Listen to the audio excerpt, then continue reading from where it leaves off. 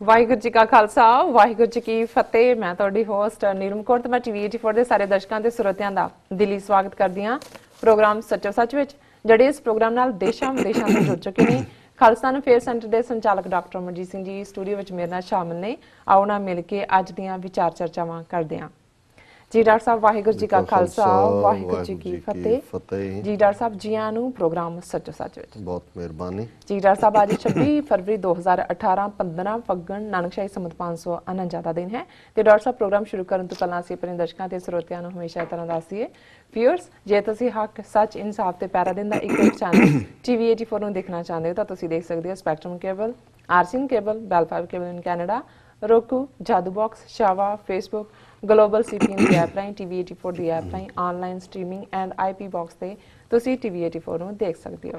Viewers, ਜੇ ਤੁਸੀਂ TV 84 ਨਾਲ ਜਾਂ ਪ੍ਰੋਗਰਾਮ ਸੱਚੋ ਸੱਚ ਨਾਲ ਫੇਸਬੁੱਕ ਰਾਹੀਂ ਜੁੜੇ ਹੋ ਤਾਂ ਇਸ ਨੂੰ ਵੱਧ ਤੋਂ ਵੱਧ ਲਾਈਕ ਕਰੋ ਤੇ ਸ਼ੇਅਰ ਕਰੋ।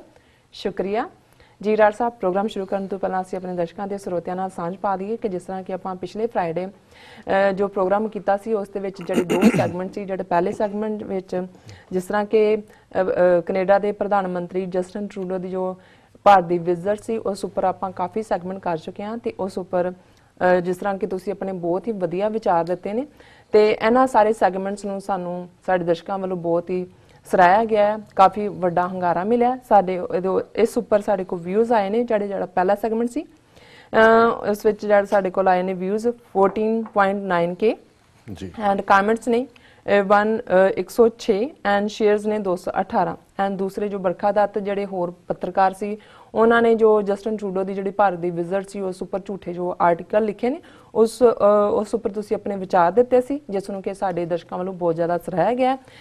ਇਸ ਉੱਪਰ ਵਿਊਜ਼ ਆਏ ਨੇ 15.9K ਐਂਡ ਕਮੈਂਟਸ ਨੇ 190, ਸ਼ੇਅਰਸ ਹੈਗੇ ਨੇ 361। ਅਸੀਂ ਸਾਰੇ ਆਪਣੇ ਦਰਸ਼ਕਾਂ ਤੇ ਸਰੋਤਿਆਂ ਦਾ ਬਹੁਤ ਬਹੁਤ ਧੰਨਵਾਦ ਕਰਦੇ ਹਾਂ। ਤੁਸੀਂ ਸਾਨੂੰ ਇਸ ਰਾਹੀਂ ਆਪਣਾ ਪਿਆਰ ਦਿੰਦੇ ਰਹੋ ਜੀ। ਡਾਕਟਰ ਸਾਹਿਬ, ਜਿਸ ਤਰ੍ਹਾਂ ਕਿ ਅਸੀਂ ਇਸ ਹਫਤੇ ਦਾ ਪਹਿਲਾ ਪ੍ਰੋਗਰਾਮ ਕਰਨ ਜਾ ਰਹੇ ਹਾਂ ਤੇ ਸਾਨੂੰ ਹਮੇਸ਼ਾ ਹੀ ਅਸੀਂ ਤੁਹਾਡੇ ਜੋ ਵੀਕਐਂਡ ਆਉਂਦਾ ਜਿਸ ਤਰ੍ਹਾਂ ਕਿ ਤੁਸੀਂ ਪੰਥਕ ਮਸਲਿਆਂ ਵਾਸਤੇ ਜਿਸ ਤਰ੍ਹਾਂ ਹਾਜ਼ਰੀ ਲਵਾਉਂਦੇ ਹੋ, ਅਸੀਂ ਚਾਹਾਂਗੇ ਕਿ ਤੁਸੀਂ ਜੋ ਤੁਹਾਡਾ ਵੀਕਐਂਡ ਹੈ ਉਹ ਕਿੱਥੇ ਗੁਜ਼ਰਿਆ ਤੇ ਕੀ ਕੀਤਾ ਜੀ। ਡਾਕਟਰ ਸਾਹਿਬ ਦੇਖੋ, ਮੈਂ ਸਮਝਦਾ ਵੀ ਜਸਟਿਨ ਟਰੂਡੋ ਦੀ ਵਿਜ਼ਿਟ ਨੂੰ ਲੈ ਕੇ ਪਿਛਲਾ ਸਾਰਾ ਹਫਤਾ ਹੀ ਸਿਰਫ ਟੀਵੀ 84 ਦਾ ਹੀ ਫੋਕਸ ਨਹੀਂ ਸੀ। ਦੁਨੀਆ ਭਰ 'ਚ ਬੈਠੀ ਸਿੱਖ ਕਮਿਊਨਿਟੀ ਜੀ, ਸਾਊਥ ਏਸ਼ੀਅਨ ਭਾਈਚਾਰੇ ਦੇ ਦੂਸਰੇ ਲੋਕ ਔਰ ਜਿਹੜੇ ਭਾਰਤ ਦੇ ਖੈਰ ਖੁਆਹ ਵੀ ਨੇ ਉਹਨਾਂ ਨੂੰ ਵੀ ਇਹ ਲੱਗਾ ਕਿ ਵੀ ਇਸ ਟ੍ਰਿਪ ਦੇ ਨਾਲ ਭਾਰਤ ਨੇ G7 ਜਿਹੜੇ ਨੇਸ਼ਨ ਨੇ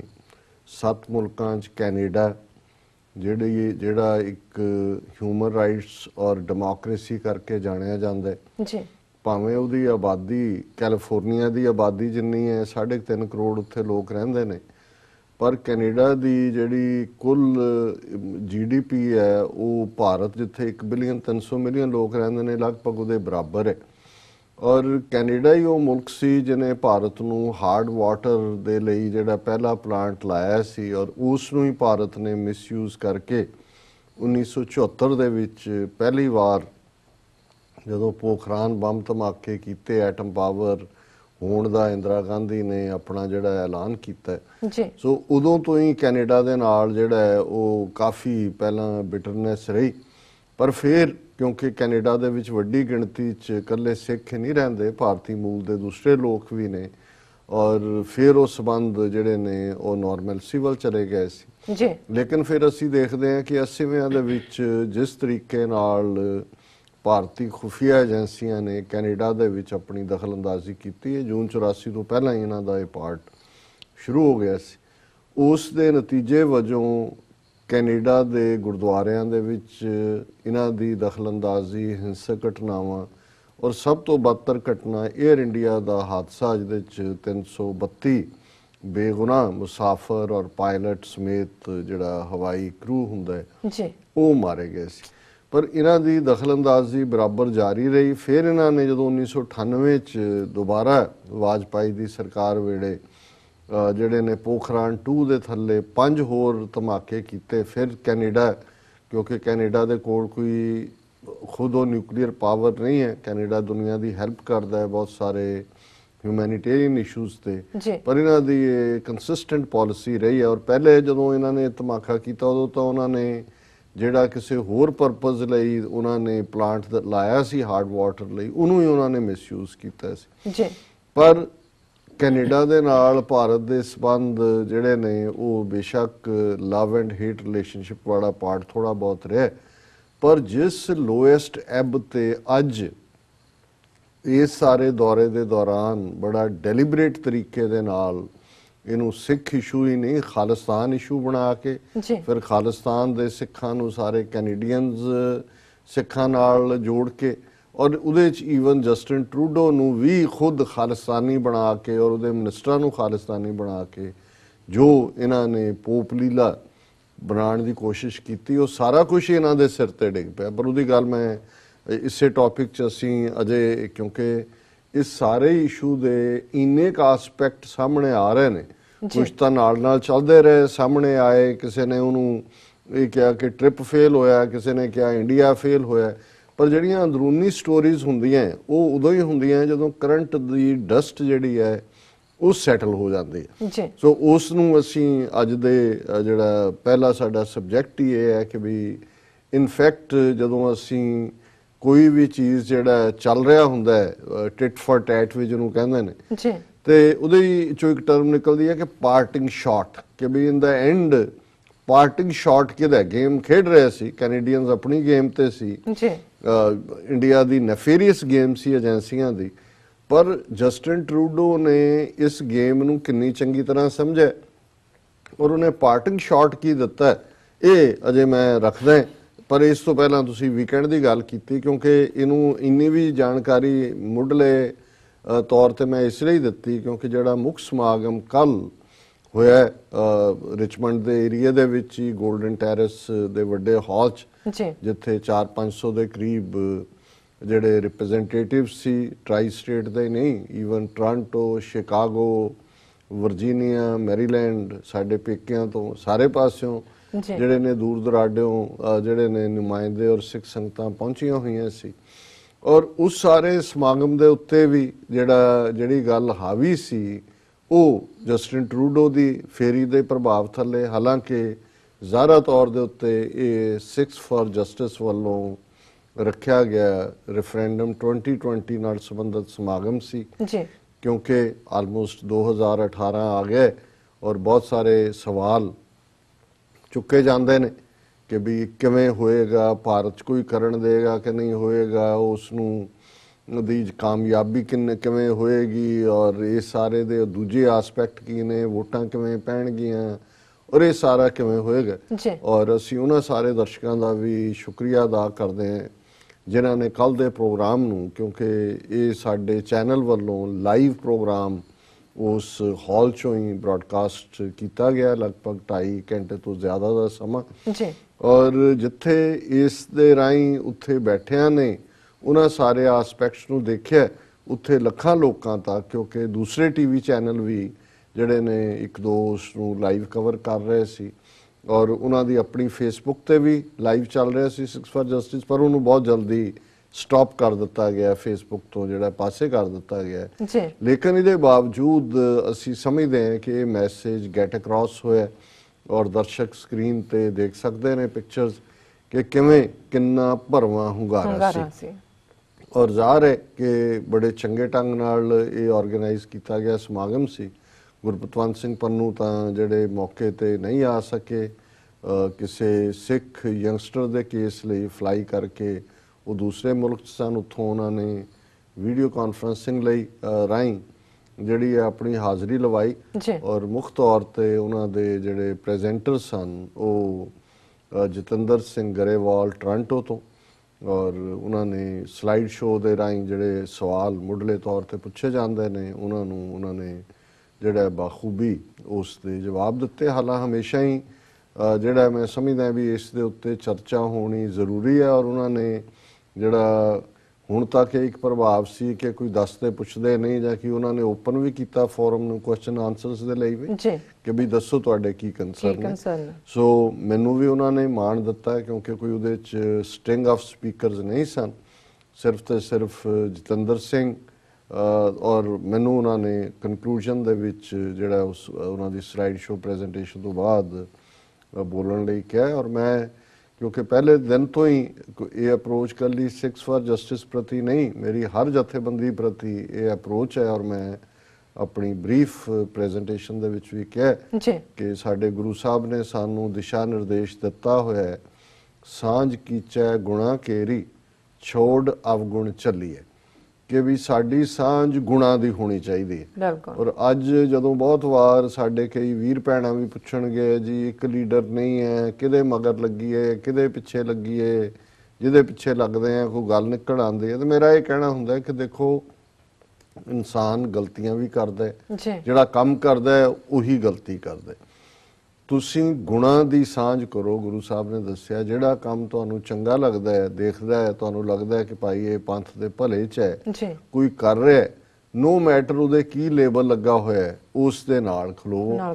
ਤੁਸੀਂ ਸਮਝੋ ਕਿ ਵੀ ਜੇ ਅਸੀਂ ਬਾਣੀ 'ਚ ਹਮਰਾ ਧੜਾ ਹਰ ਰਹਾ ਸਮਾਈ ਪੜ੍ਹਦੇ ਤੇ ਇੱਧਰ ਸਾਡੀ ਜਿਹੜੀ ਲਾਇਲਟੀ ਹੈ ਉਹ ਗੁਰੂ ਪੰਥ ਦੇ ਨਾਲ ਹੈ। ਔਰ ਜਿਹੜਾ ਵੀ ਕੰਮ ਪੰਥ ਦੇ ਲਈ ਹੁੰਦਾ, ਔਰ ਮੈਂ ਸਮਝਦਾ ਔਰ ਕਿ ਜਿਵੇਂ ਮੈਂ ਆਪਣੀ ਪ੍ਰੈਜੈਂਟੇਸ਼ਨ 'ਚ ਵੀ ਕਿਹਾ ਕਿ ਸਿੱਖਸ ਫਾਰ ਜਸਟਿਸ ਨੇ ਬੇਬੀ ਸਟੈਪਸ ਦੇ ਨਾਲ ਆਪਣਾ ਸਫ਼ਰ ਸ਼ੁਰੂ ਕੀਤਾ ਪੰਥਕ ਪਿੜ ਦੇ ਵਿੱਚ, ਔਰ ਅੱਜ ਉਹਨਾਂ ਨੇ ਆਪਣਾ ਇੱਕ ਮੁਕਾਮ ਹਾਸਲ ਕੀਤਾ। ਔਰ ਰੈਫਰੈਂਡਮ 2020 ਦੇ ਨਾਂ ਥੱਲੇ ਘੱਟੋ ਘੱਟ ਇਹ ਇੱਕ ਅਵੇਅਰਨੈਸ ਜ਼ਰੂਰ ਦੁਨੀਆ ਭਰ 'ਚ ਖਾਸ ਤੌਰ ਤੇ ਯੰਗਰ ਜਨਰੇਸ਼ਨ ਨੂੰ ਵੀ ਹੋਈ ਹੈ ਕਿ ਜੋ ਕੁਝ ਅਸੀਂ ਮੰਗਦੇ ਹਾਂ, ਖਾਲਿਸਤਾਨ ਦੀ ਗੱਲ ਜਦੋਂ ਅਸੀਂ ਦਰਿਆਏ ਜਮਨਾ ਤੋਂ ਵਾਘਾ ਤੱਕ ਇੰਡੀਪੈਂਡੈਂਟ ਸੋਵਰਨ ਨੇਸ਼ਨ ਦੀ ਗੱਲ ਕਰਦੇ ਹਾਂ, ਤੇ ਇਹ ਵੈਲ ਵਿਦਨ ਦਾ ਐਂਬਿਟ ਆਫ UN ਚਾਰਟਰ ਹੈ, ਯੂਨਾਈਟਿਡ ਨੇਸ਼ਨਸ ਦੇ ਚਾਰਟਰ ਦੇ ਇੰਟਰਨੈਸ਼ਨਲ ਲਾਜ਼ ਦੇ ਮੁਤਾਬਕ ਹੈ। ਔਰ ਇਹ ਧਾਰਮਿਕ ਪੱਖ ਤੋਂ ਵੀ ਕਿਉਂਕਿ ਸੰਤ ਪਿੰਡਾਂ ਵਾਲਿਆਂ ਦੇ ਸ਼ਬਦ ਸੀ ਕਿ ਜਿੱਦਣ ਭਾਰਤੀ ਫੌਜ ਦੇ ਪੈਰ ਦਰਬਾਰ ਸਾਹਿਬ ਦੀ ਹਦੂਦ 'ਚ ਪਏ ਖਾਲਿਸਤਾਨ ਦੀ ਨੀਂਹ ਰੱਖੀ ਜਾਏਗੀ। ਪੋਲੀਟੀਕਲ ਕੰਟੈਕਸਟ 'ਚ ਹੈ, ਹਾਲਾਂ ਜੇ ਅਸੀਂ ਇਹਦਾ ਆਧਾਰ ਦੇਖੀਏ ਤੇ ਆਧਾਰ ਕੋਈ ਸੰਤ ਪਿੰਡਾਂ ਵਾਲਿਆਂ ਨਾਲ ਸ਼ੁਰੂ ਨਹੀਂ ਹੁੰਦਾ, ਉਹ ਤਾਂ 10ਵੇਂ ਪਾਤਸ਼ਾਹ ਨੇ ਹੀ ਸਾਨੂੰ ਰਾਜ ਕਰੇਗਾ ਖਾਲਸਾ ਆਕੀ ਰਹਿ ਨਾ ਕੋਏ, ਖੁਆਰ ਹੋਏ ਸਭ ਮਿਲਾਂਗੇ ਬਚੇ ਸ਼ਰਨ ਜੋ ਹੋਏ ਨਾਲ ਸਿੱਖ ਨੂੰ ਸੋਵਰਨ ਬਣਾਇਆ। ਖਾਲਸਾ ਸੋਵਰਨ ਹੈ। 47 ਦੇ ਵਿੱਚ ਅਸੀਂ ਉਸ ਸੋਵਰਨਿਟੀ ਦਾ ਠੀਕ ਇਸਤੇਮਾਲ ਨਹੀਂ ਕੀਤਾ, ਜਿਹੜਾ ਵੱਡ ਗਿਣਤੀ ਹਿੰਦੂਆਂ ਦੇ ਨਾਲ ਸਾਡੀ ਲੀਡਰਸ਼ਿਪ ਨੇ ਕਿਸਮਤ ਜੋੜੀ।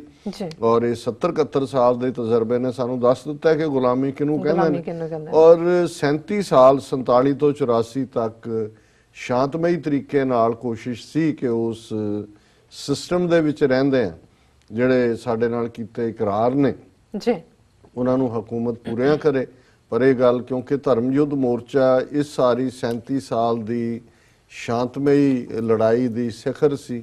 2 ਲੱਖ ਤੋਂ ਜ਼ਿਆਦਾ ਗ੍ਰਿਫਤਾਰੀਆਂ ਇਸ ਮੋਰਚੇ ਦੇ ਵਿੱਚ ਹੋਈਆਂ ਔਰ ਜ਼ਾਹਰ ਹੈ ਵੀ ਉਸ ਦਾ ਜਿਹੜਾ ਮੁਤਾਲਬਾ ਸੀ ਉਸ ਧਰਮ ਯੁੱਧ ਮੋਰਚੇ ਦਾ ਆਨੰਦਪੁਰ ਦਾ ਮਤਾ ਸੀ, ਲੇਕਿਨ ਉਹਦਾ ਜਵਾਬ ਟੈਂਕਾਂ ਤੋਪਾਂ ਨਾਲ ਹਮਲਾ, ਇੱਕ ਪੀੜ੍ਹੀ ਨਸਲ ਨੂੰ ਮੁਕਾ ਦੇਣਾ।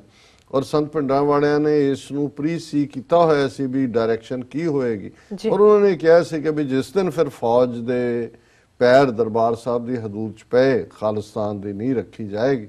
ਜ਼ਾਹਰ ਹੈ ਕਿ 26 ਜਨਵਰੀ 1986 ਦਾ ਸਰਬੱਤ ਖਾਲਸਾ ਔਰ ਉਸ ਦੀ ਥਾਪੀ 5 ਮੈਂਬਰੀ ਪੰਥਕ ਕਮੇਟੀ ਨੇ 29 ਅਪ੍ਰੈਲ 1986 ਨੂੰ ਖਾਲਿਸਤਾਨ ਦਾ ਐਲਾਨਨਾਮਾ ਕਰਕੇ ਜਿਹੜਾ ਉਹ ਸਪਸ਼ਟ ਨਿਸ਼ਾਨਾ ਸਾਹਮਣੇ ਰੱਖਿਆ ਹੋਇਆ। ਉਸ ਤੋਂ ਬਾਅਦ ਪਿੱਛੇ ਮੁੜ ਕੇ ਦੇਖਣ ਦੀ ਲੋੜ ਨਹੀਂ ਹੈ। ਇਹ ਗੱਲਾਂ ਸਾਨੂੰ ਬਾਰ-ਬਾਰ ਇਸ ਲਈ ਵੀ ਦੁਹਰਾਉਣੀਆਂ ਪੈਂਦੀਆਂ ਕਿ ਜਿਹੜੀ ਜਨਰੇਸ਼ਨ 84 ਤੋਂ ਬਾਅਦ ਪੈਦਾ ਹੋਈ ਉਹਨਾਂ ਨੂੰ ਵੀ ਇਸ ਗੱਲ ਦਾ ਪਤਾ ਹੋਣਾ ਚਾਹੀਦਾ ਹੈ ਕਿ ਅਸੀਂ ਆਲ ਆਫ ਏ ਸਡਨ ਇਸ ਇੰਡੀਅਨ ਸਟੇਟ ਦੇ ਨਾਲ ਸਾਡੀ ਲੜਾਈ ਦੀ ਸ਼ੁਰੂਆਤ ਜਿਹੜੀ ਹੈ ਉਹ ਜੂਨ 84 ਦੇ ਨਾਲ ਹੀ ਸੰਬੰਧਿਤ ਨਹੀਂ ਹੈ। ਇਹਦੀਆਂ ਰੂਟ ਸਾਡੀ ਸੋਵਰਨਿਟੀ 'ਚ ਨੇ।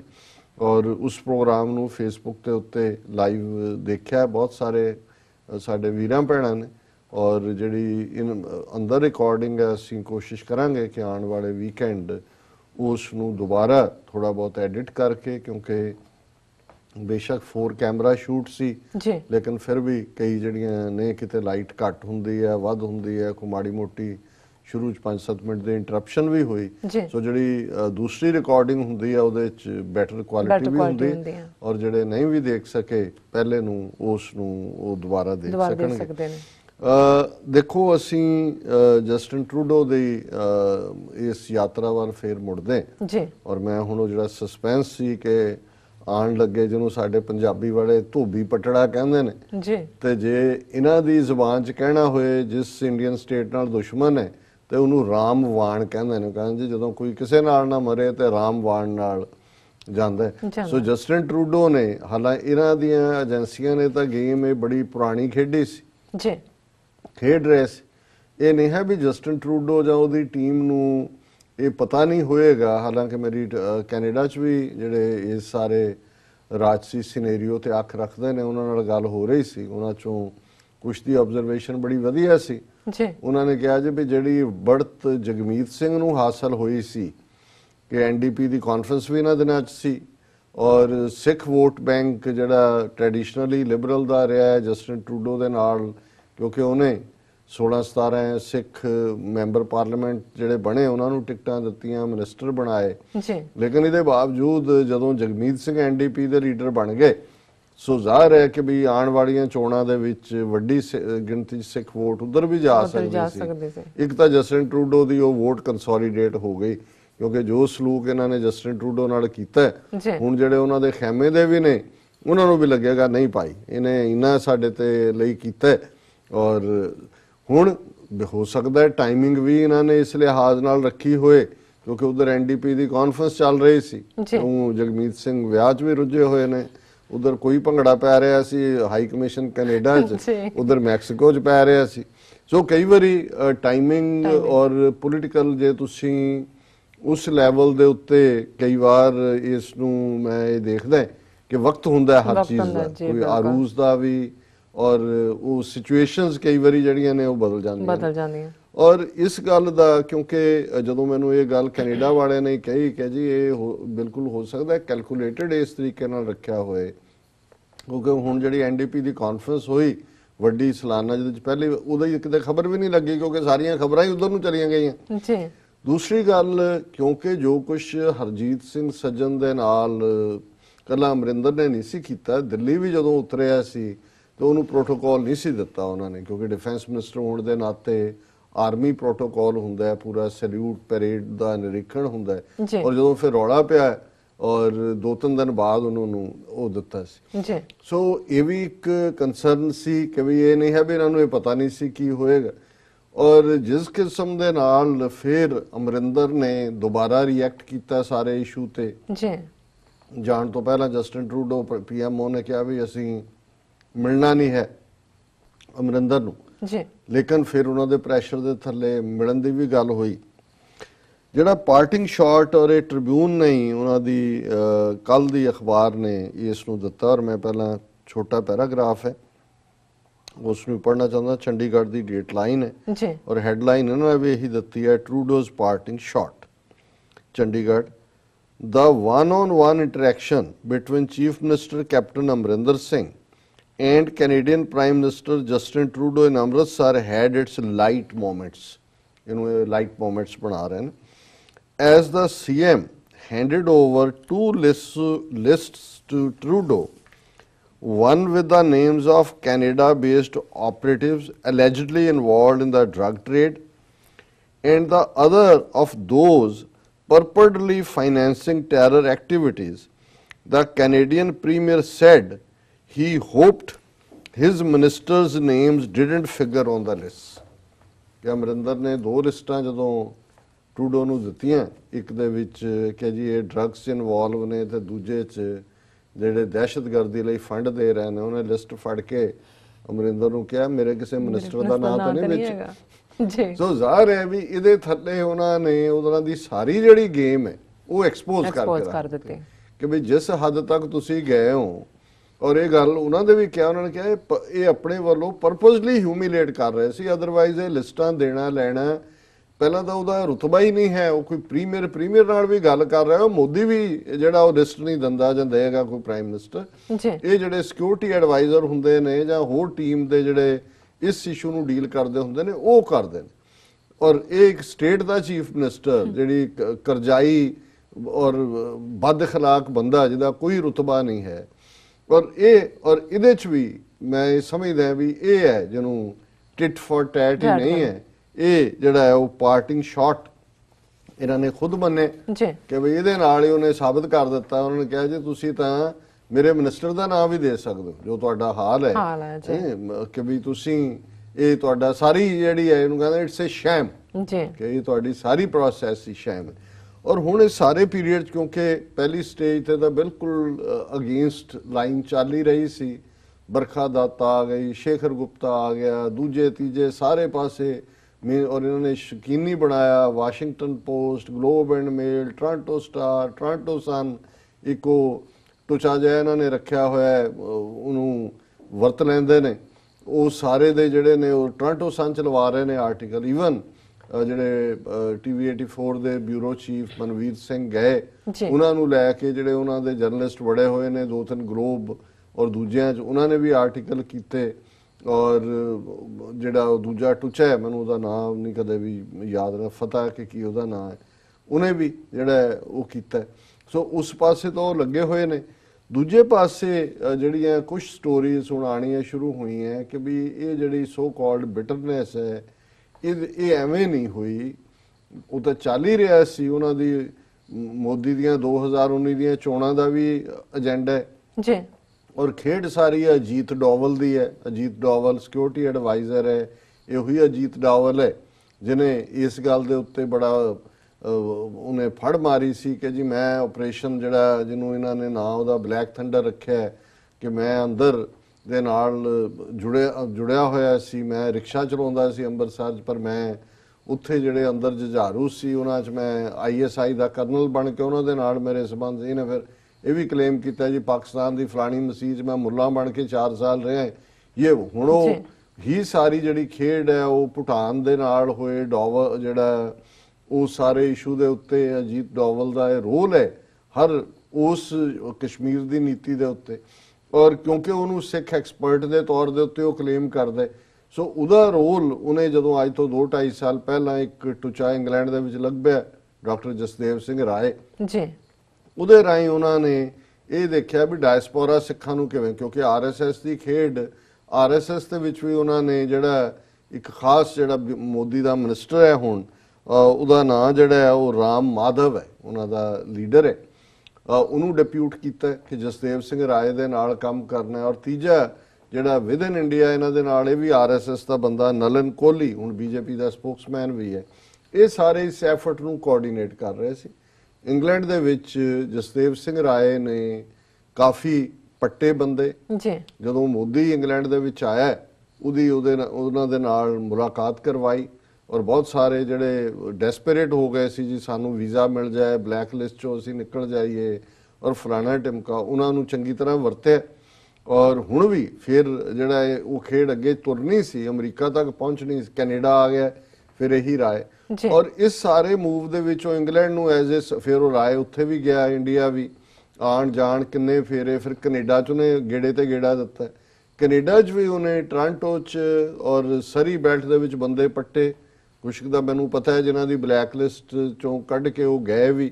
ਔਰ ਉਹਨੇ ਆਲਮੋਸਟ ਇਹ ਗਰਾਊਂਡ ਤਿਆਰ ਕਰ ਲਈ ਸੀ ਕਿ ਜਿਵੇਂ ਇੰਗਲੈਂਡ ਦੇ ਵਿੱਚ ਉਹਨੇ ਸ਼ੋਅ ਕੀਤਾ ਕਿ ਜੀ ਉਹਨੇ ਕਿਵੇਂ ਇੰਗਲੈਂਡ ਦੇ ਜਿਹੜੇ ਐਕਸ ਖਾਲਿਸਤਾਨੀ ਨੇ ਉਹ ਮੁੱਖ ਧਾਰਾ 'ਚ ਆ ਗਏ। ਕੈਨੇਡਾ 'ਚ ਵੀ ਇਹ ਗੱਲ ਆਲਮੋਸਟ ਉਹਦਾ ਡਰਾਫਟ ਬਣ ਗਿਆ ਸੀ। ਔਰ ਇਹ ਕ੍ਰੈਡਿਟ ਦੇਣ ਲਈ ਇਸ ਮਿਨਿਸਟਰ ਨੂੰ ਰਾਮ ਮਾਧਵ ਨੂੰ ਉਹਨਾਂ ਨੇ ਕੈਨੇਡਾ 'ਚ ਸੱਦਿਆ ਇੱਕ ਦਿਨ ਲਈ।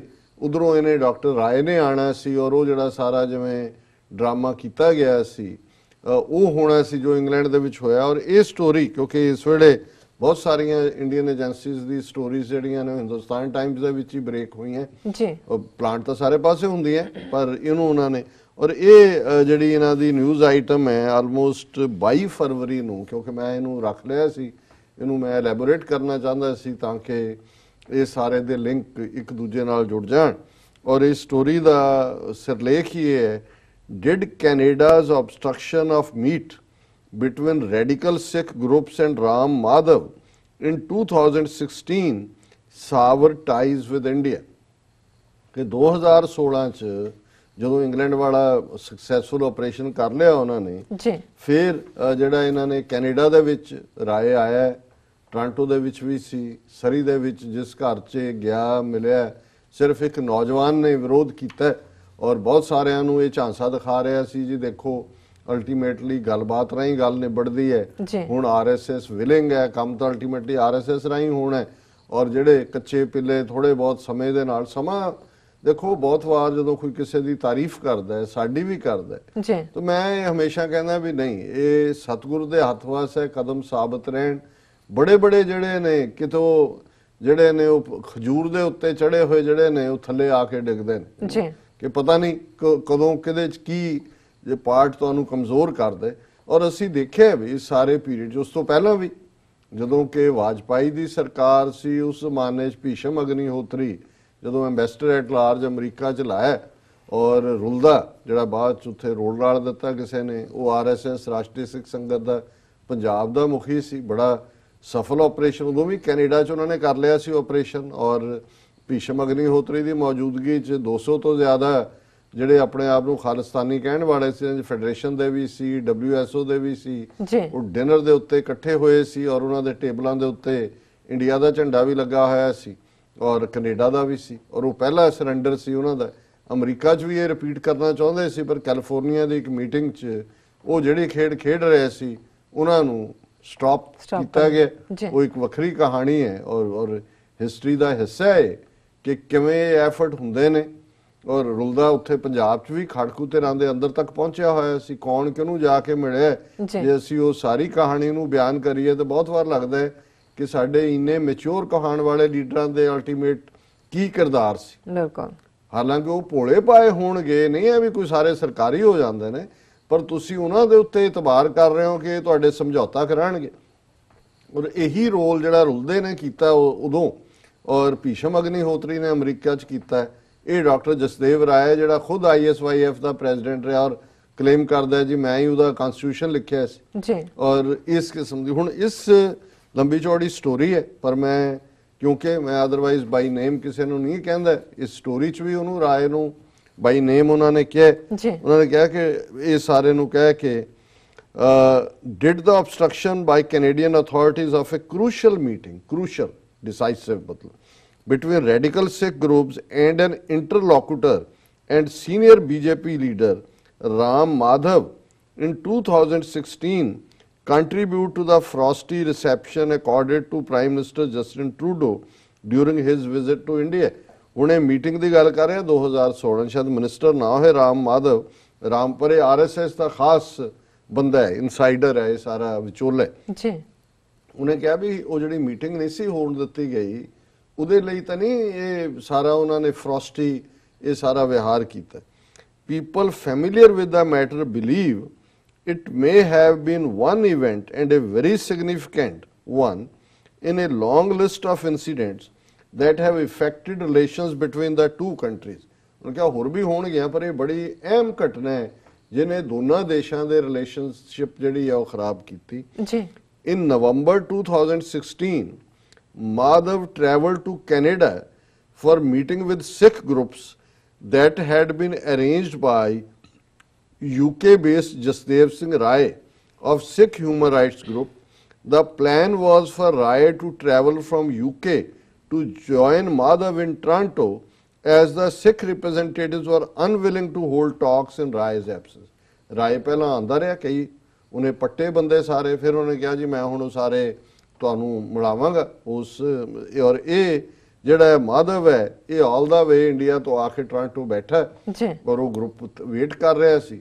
ਹੁਣ ਰਾਏ ਨਾਲ ਕੀ ਹੋਇਆ? ਰਾਏ ਇਹ British citizen who had traveled to Canada at least 25 times and had kept the Canadian Security Intelligence Service in the loop about his contacts with Sikh groups, put in a request for an electronic travel authorization to Canada on November 17, 2016, thinking it would be a mere formality। ਹੁਣ ਉਹ ਆਂਦਾ ਜਾਂਦਾ ਸੀ, 25 ਵਾਰ ਉਹ ਆਇਆ ਔਰ ਵੈਸੇ ਵੀ British citizen ਹੈ, Canada Commonwealth ਦਾ ਹਿੱਸਾ ਵੀ ਹੈ।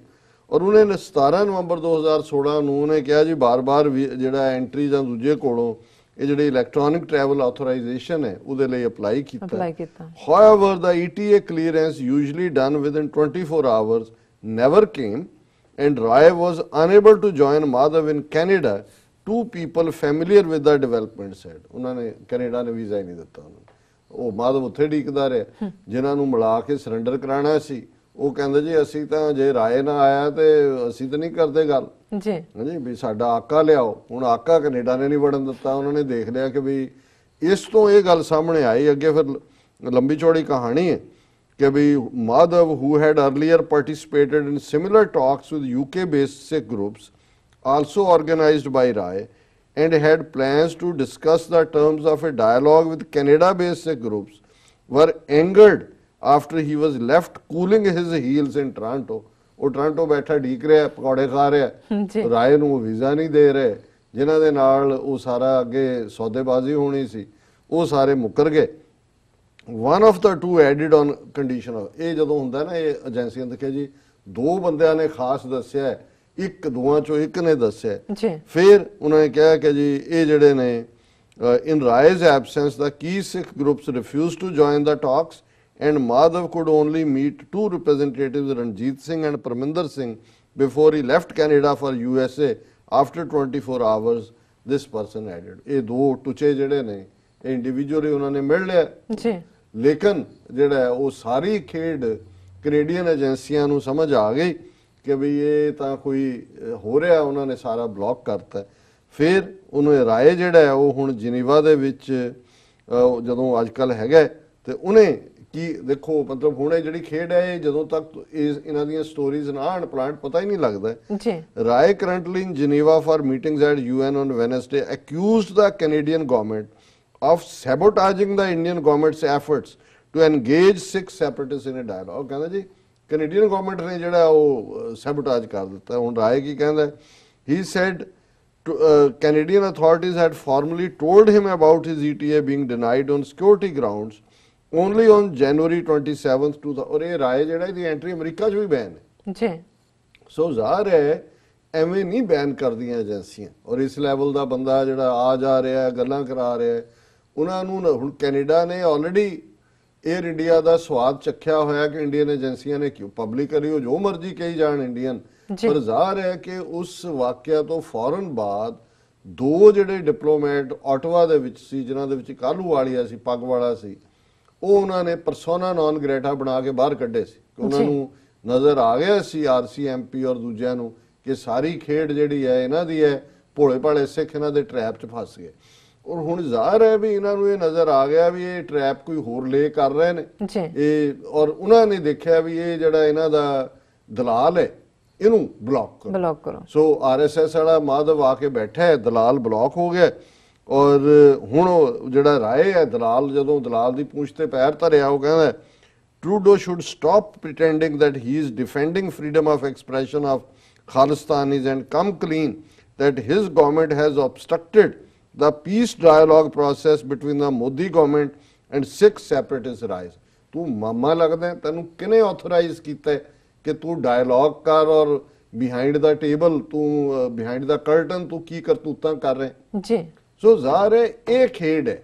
ਹੁਣ ਇਹ ਜਦੋਂ ਇਸ ਚੋਂ ਬਿਲਕੁਲ ਜ਼ਾਹਰ ਹੈ ਫਿਰ ਉਹਨਾਂ ਨੇ ਕਿਹਾ ਕਿ ਵੀ ਇਹ ਜਿਹੜੇ ਨੇ ਜਿਹੜੇ ਪ੍ਰੋ ਖਾਲਿਸਤਾਨੀ ਗਰੁੱਪ ਨੇ ਉਹਨਾਂ ਨੇ ਲੌਬੀ ਕੀਤੀ ਕੈਨੇਡਾ 'ਚ ਕਿ ਵੀ ਜਦੋਂ ਉਹਨਾਂ ਨੂੰ ਪਤਾ ਲੱਗਾ ਵੀ ਰਾਏ ਖੇਡ ਕੀ ਖੇਡ ਰਿਹਾ ਕਿ ਵੀ ਇਹ ਕੋਈ ਹੋਰ ਏਅਰ ਇੰਡੀਆ ਦਾ ਹਾਦਸਾ ਹੋ ਜਾਣਾ ਜੇ, ਉਹਨਾਂ ਨੇ ਕਿਹਾ ਹੋਣਾ, ਉਹਨਾਂ ਨੇ ਕਿਹਾ ਇਹਨੂੰ ਬੰਦ ਕਰੋ।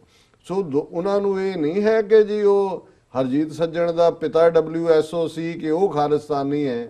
ਇਹ ਗੱਲ ਦੀ ਉਹਨਾਂ ਨੂੰ ਏਜੰਸੀਆਂ ਨੂੰ ਇੰਡੀਅਨ ਨੂੰ ਸਮਝ ਆ ਗਈ ਕਿ ਕੈਨੇਡੀਅਨ ਗਵਰਨਮੈਂਟ ਦੇ ਵਿੱਚ ਉਹ ਲੋਕ ਬੈਠੇ ਨੇ ਜਿਨ੍ਹਾਂ ਨੂੰ ਇਹ ਨਜ਼ਰ ਆ ਗਿਆ ਵੀ ਇੰਡੀਅਨ ਏਜੰਸੀਆਂ ਰਾਏ ਨੂੰ ਅੱਗੇ ਰੱਖ ਕੇ ਇੱਥੇ ਡਾਇਲੌਗ ਦੇ ਨਾਂ ਥੱਲੇ ਇੱਕ ਪੂਰਾ ਦਹਿਸ਼ਤਗਰਦੀ ਦਾ ਜਾਲ ਵਿਛਾ ਰਹੀਆਂ ਨੇ ਔਰ ਉਹਨਾਂ ਨੇ ਉਹਨੂੰ ਜਿਹੜਾ ਇਹ ਸਾਰੇ ਨੂੰ ਬਲੌਕ ਕੀਤਾ।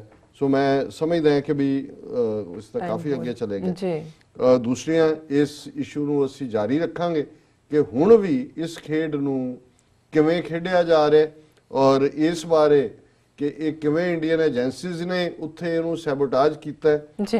ਇਹਨਾਂ ਦਾ ਟੁਚਾਈ ਮਨਜੀਤ ਜੀਕੇ ਜਿਹੜਾ ਕਿ ਅਦਰਵਾਈਜ਼ ਬਾਦਲ ਦਲ ਹੈ ਔਰ ਬਾਦਲ ਦਲ ਭਾਈਵਾਲ ਹੈ, ਹਰਸਿਮਰਤ ਕੌਰ ਮਿਨਿਸਟਰ ਹੈ, ਉਹਨੇ ਵੀ ਇਹ ਸਾਰੇ ਨੂੰ ਜਿਹੜੀ ਅੱਜ ਉਹਨੇ ਪ੍ਰੈਸ ਕਾਨਫਰੰਸ ਕਰਕੇ ਔਰ ਆਪਣੀ ਫੇਸਬੁੱਕ ਤੇ ਕਿਹਾ ਕਿ ਜੀ ਇੰਡੀਅਨ ਏਜੰਸੀਆਂ ਨੇ ਸੈਬੋਟਾਜ ਕੀਤਾ। ਜਸਪਾਲ ਅਠਵਾਲ ਉਹਨਾਂ ਦਾ ਇਹ ਜਿਹੜਾ ਉਸ ਨੂੰ ਵਰਤਿਆ ਗਿਆ ਔਰ ਇਹ ਹੋਇਆ। ਪਰ ਮੈਂ ਕਿਉਂਕਿ ਬੜੇ ਅਹਿਮ ਇਨਕਸ਼ਾਫ ਨੇ। ਜੀ ਸਾਡੇ ਬਹੁਤ ਸਾਰੇ ਵੀਰਾਂ ਭੈਣਾਂ ਨੂੰ ਲੱਗਦਾ ਹੁੰਦਾ ਵੀ ਪਤਾ ਨਹੀਂ ਅਸੀਂ ਗੱਲਾਂ ਕਿੱਥੋਂ ਲੈ ਆਉਂਦੇ, ਪਰ ਇਹ ਜਿਹੜੀ ਹੁਣ ਸਭ ਕੁਝ ਪ੍ਰਿੰਟ ਮੀਡੀਆ 'ਚ ਹੈ, ਇਸ ਗੱਲਬਾਤ ਨੂੰ ਅਸੀਂ ਜਾਰੀ ਰੱਖਾਂਗੇ ਇਸੇ ਟੌਪਿਕ। ਜੀ ਡਾਕਟਰ ਸਾਹਿਬ ਲੈਣੇ ਬ੍ਰੇਕ ਤੋਂ ਪਹਿਲਾਂ ਅਸੀਂ ਆਪਣੇ ਦਰਸ਼ਕਾਂ ਤੇ ਸਰੋਤਿਆਂ ਨੂੰ ਅਪੀਲ ਕਰ ਦਈਏ। ਵਿਊਅਰਸ, ਜਿਸ ਤਰ੍ਹਾਂ ਕਿ ਤੁਸੀਂ ਜਾਣਦੇ ਹੋ ਕਿ ਟੀਵੀ 84 ਇੱਕ ਐਸਾ ਚੈਨਲ ਹੈ ਜਿਹੜਾ ਕਿ ਮਨੁੱਖੀ ਹੱਕਾਂ ਦਾ ਪਹਿਰੇਦਾਰ ਹੈ। ਟੀਵੀ 84 ਸਿੱਖਾਂ, ਕਸ਼ਮੀਰੀਆਂ ਅਤੇ ਭਾਰਤ ਦੀਆਂ ਨਾਰਥ ਈਸਟ ਸਟੇਟਾਂ ਦੇ ਲੋਕਾਂ ਦੇ ਸਵੈ ਨਿਰਣੇ ਦੇ ਹੱਕਾਂ ਦਾ ਹਾਮੀ ਹੈ। ਅਸੀਂ ਚਾਹਾਂਗੇ ਕਿ ਤੁਸੀਂ ਟੀਵੀ 84 ਦੀ ਵੱਧ ਤੋਂ ਵੱਧ ਮਾਈਕ ਸਹਾਇਤਾ ਕਰੋ। ਤੁਸੀਂ ਆਪਣੀ ਮਾਈਕ ਸਹਾਇਤਾ ਸਾਡੀ ਵੈਬਸਾਈਟ tv84.tv ਤੇ ਜਾ ਕੇ ਪੇਪਲ ਦੀ ਵਰਤੋਂ ਕਰਕੇ ਇਕੱਠੇ ਵੀ ਡੋਨੇਟ ਕਰ ਸਕਦੇ ਹੋ, ਜਾਂ ਫਿਰ ਤੁਸੀਂ ਮੰਥਲੀ ਵੀ ਡੋਨੇਟ ਕਰ ਸਕਦੇ ਹੋ। ਤੁਸੀਂ ਦਿੱਤੇ ਗਏ ਸਕਰੀਨ ਤੇ ਪਤੇ ਤੇ ਸਾਨੂੰ ਮੇਲ ਵੀ ਕਰ ਸਕਦੇ ਹੋ, ਤੁਸੀਂ ਸਾਨੂੰ ਕਾਲ ਵੀ ਕਰ ਸਕਦੇ ਹੋ। ਫਿਅਰਸ ਵਿਚਾਰਾਂ ਦਾ ਸਿਲਸਿਲਾ ਇਸ ਤਰ੍ਹਾਂ ਚੱਲਦਾ ਰਹੇਗਾ। ਮਿਲਦੇ ਹਾਂ ਆਫਟਰ ਦਿਸ ਸ਼ਾਰਟ ਬ੍ਰੇਕ।